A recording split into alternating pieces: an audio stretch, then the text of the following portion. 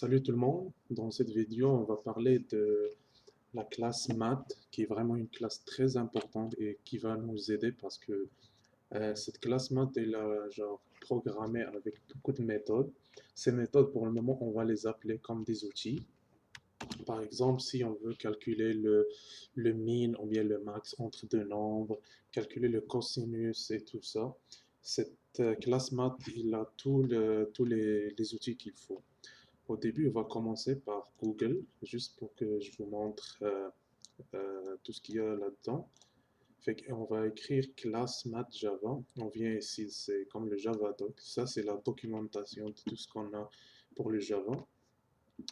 Si vous voyez, ça, c'est une classe qui s'appelle math. Pour le moment, le mot classe, comme on va juste le prendre comme ça, c'est comme une classe ici qu'on appelle aussi ma classe. Mais après, dans l'orienté objet, on va vraiment les utiliser plus et on va comprendre c'est quoi une classe et c'est quoi un package et tout ça. Comme vous voyez, on a beaucoup de méthodes dans cette classe.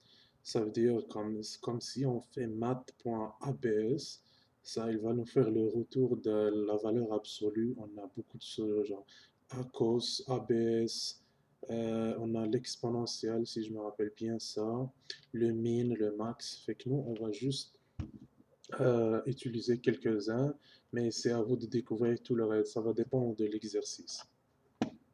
Voilà. Fait qu'au début, on fait M, math. On fait contrôle espace. Il va l'ouvrir ici, ça. OK.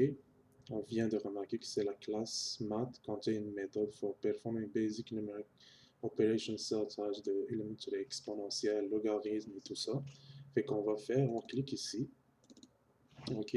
Si on fait un point, il y a toutes les méthodes, c'est des méthodes statiques qu'on peut utiliser directement.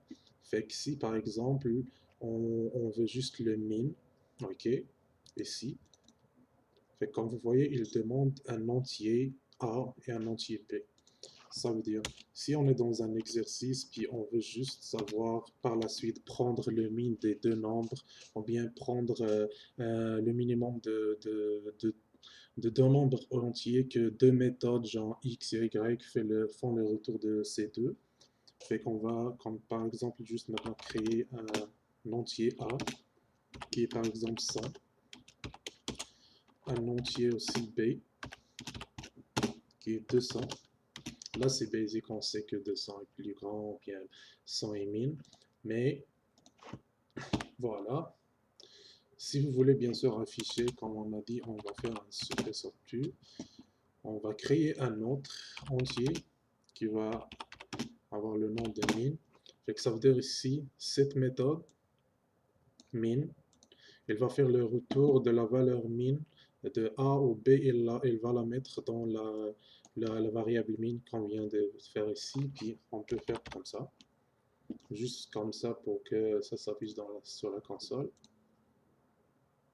Et voilà, fait que la valeur minimale c'est 100. Donc on va essayer d'utiliser aussi le max. Comme vous voyez, vraiment, cette classe est très importante par la suite. Vous allez voir dans les exercices, ça va vraiment nous faciliter la tâche. Là, on va faire max. Ça, c'est juste le nom. Vous pouvez l'appeler comme vous voulez. Et voilà, on fait comment. Et voilà, c'est 200. Si aussi on veut vraiment, par exemple, faire le retour, chercher la racine carrée ou bien n'importe quel truc de maths, on vient ici, on va chercher. On fait le cher, ça va être SQL. Voilà. Ok. On va changer le nom de ça. Ok. On va l'appeler comme racine. Ok. On va prendre math. Voilà. Il va nous donner comme de choisir soit A, soit B, parce que cette méthode, elle a besoin juste vraiment d'un seul, comme seule variable. Ok. Ça, c'est int. Vous voyez comme quoi Scud, il fait le retour d'un double.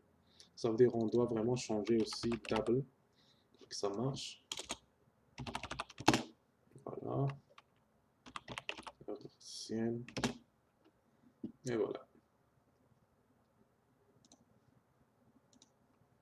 Et ça donne 10. Fait que la racine vraiment de 100, c'est 10. Fait que comme vous voyez, on peut vraiment utiliser n'importe. Il faut juste genre chercher dans le Javadoc sur math. Puis on voit ici, on va chercher tout ce qu'on a besoin. C'est plein d'outils mathématiques. Au lieu vraiment de, si par exemple on veut juste chercher le cosinus, c'est pas obligatoire de programmer une méthode qui fait le retour de cosinus ou bien sinus. On vient juste chercher dans la classe math, il y a plein d'outils. Fait que je vous laisse pour le moment, à la prochaine vidéo. Merci.